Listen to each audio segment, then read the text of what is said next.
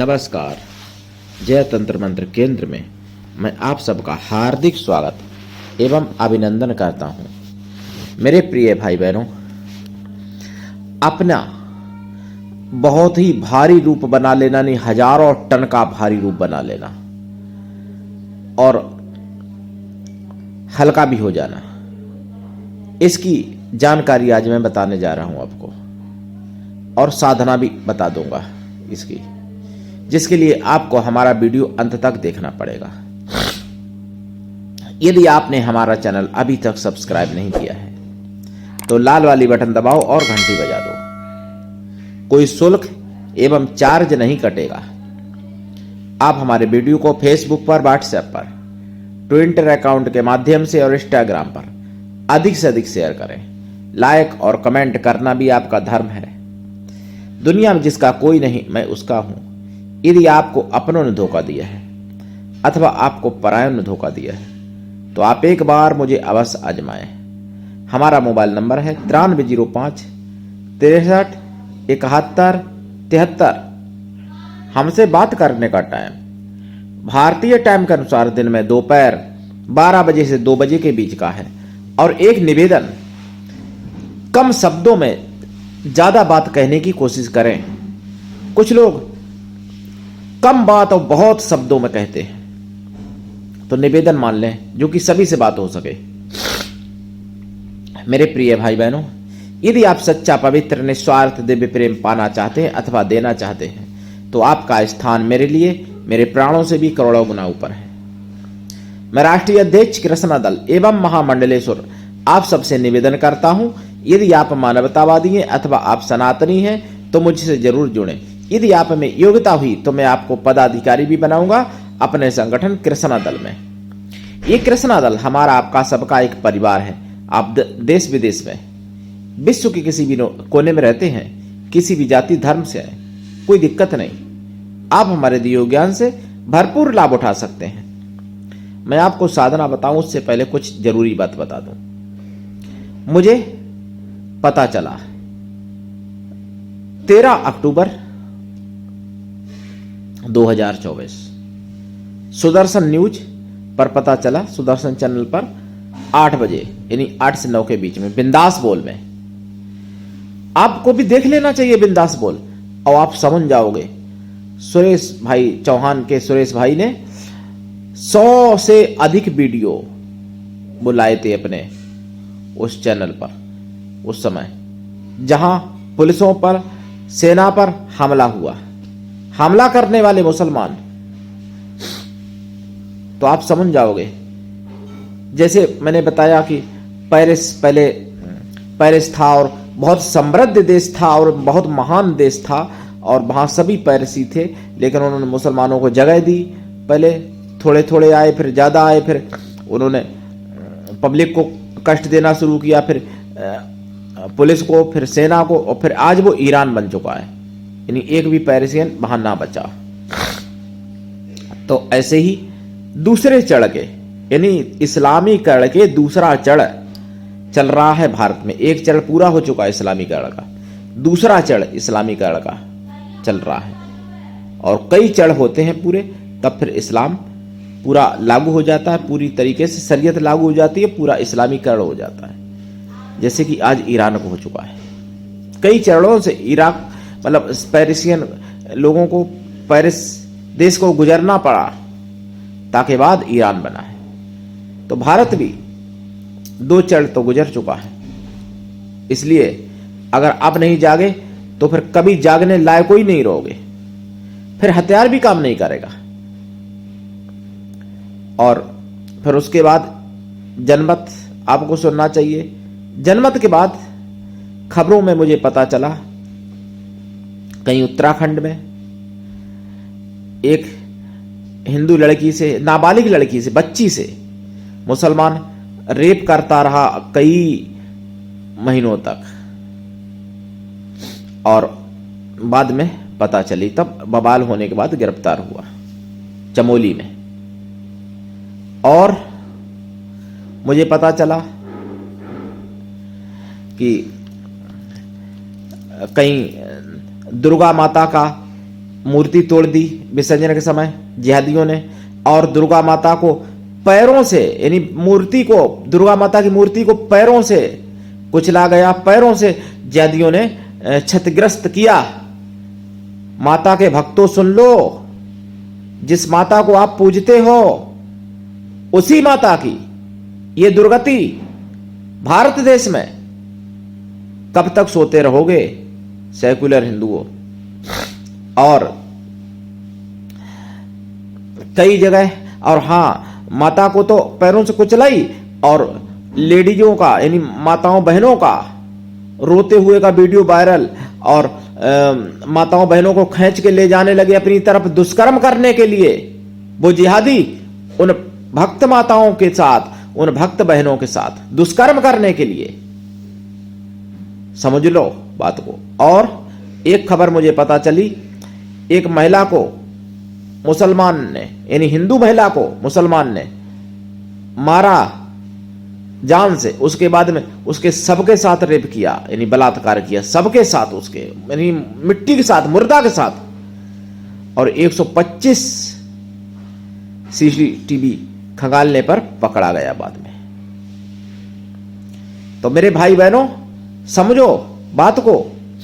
मैं कोई अपने हित के लिए नहीं कह रहा हूं, मैं कोई तुमसे ये नहीं कह रहा कि भैया तुम अपना बैंक का रुपए सब मेरे बैंक में भर दो आके, लेकिन जाग जाओ अगर बचना चाहते हो तो। और नहीं जागोगे तो बांग्लादेश से भी भयंकर दुर्गति यहां होगी। बांग्लादेश में आज भी दुर्गति हो रही है। और एक बात मैं ये भी कहना चाहूंगा, पुलिस वालों की गर्मी वर्दी की केवल हिंदुओं पर निकलती है, मुसलमानों के आगे पुलिस वाले भी घुटने टेक जाते हैं। ज्यादा होगा अरेस्ट कर लोगे। अगर पथराव करने वाले 10 से 20 हजार 8 हजार, उसमें आप 2 4 5 10 को या 50 को अरेस्ट भी कर लोगे तो कितना कर लिया, क्या दिखा दिया तुमने। और हिंदुओं के लिए देखिए, डांसना देवी का मंदिर जहां हिंदुओं को पूर्ण रूप से प्रतिबंधित कर दिया, नहीं जा रहे हिंदू, नहीं जा पा रहे, लौटा दिया जाता है, सारे रास्ते ब्लॉक कर रखे हैं। हिंदुओं को तो छूट मिलनी चाहिए भाई, हिंदुओं का ही मंदिर है ना, चेक कर लो, लेकिन हिंदुओं को जाने दिया जाए। साधु संतों को भी गाली गलौज और अभद्रता की गई पुलिस वालों के द्वारा डांसना देवी के मंदिर पर जाते समय। और जब पथराव हुआ था तब डर गए, तब नहीं कुछ कर पाए ज्यादा। नहीं, पथराव करने वालों को क्यों गोली नहीं मार देती? अगर इतनी मर्दाने की थी तो नहीं वहां पर मार पाए। और हिंदू साधु संतों को भी गालियां दे रहे, हिंदू साधु संत सीधे साधे उनके लिए अभद्रता का प्रयोग कर रहे। तो इसको क्या कहोगे प्रिय भाई बहनों? केवल हिंदुओं की कमजोरी का फायदा उठाना चाहते हैं, इसलिए हिंदुओं अपनी कमजोरी दूर करो। कमजोर अगर रहोगे तो तुम अपराधी माने जाओगे, तुम पापी माने जाओगे। कमजोर होना पाप है हिंदू भाई बहनों। और मैं आपको बता दूं एक बात, एक नारा दिया था बहुत लोगों ने, पता नहीं नारा बना कैसे, जी किसने बनाया, किसने दिया, मुझे नहीं पता। हिंदू मुस्लिम सिख ईसाई आप उसमें सब भाई भाई, ठीक। सिख को अलग करने की कोशिश की हिंदुओं से, जबकि सिख का मतलब है समझदार हिंदू। इसलिए सत्य परिचय के नाम से कमेंट आई थी, सारे सिख बदनाम नहीं होते हैं, पन्नू जैसे सारे सिख नहीं है। आज भी कई सिखों को मैं जानता हूं जिनका जीवन समर्पित है देश के लिए, देश की रक्षा के लिए और राष्ट्र हित के लिए, जिनका जीवन समर्पित है, जिन सिखों ने सर्वस्व समर्पण कर दिया अपना भारत की रक्षा के लिए। आज भी ऐसे सिख जीवित हैं जिनको मैं जानता हूं, शरीर छोड़ गए उनके तो चरणों में कोटि कोटि प्रणाम करते हुए मैं उनके बारे में क्या कहूं, उनको तो सभी जानते हैं आप लोग। लेकिन आज भी ऐसे सिख हैं जिनका शरीर है, जिन्होंने सर्वस्व समर्पण कर दिया देश हित में, भारत हित में। तो ऐसी बात नहीं, पन्नू सिख है ही नहीं, ये बात समझ लो मेरे सिख भाई बहनों।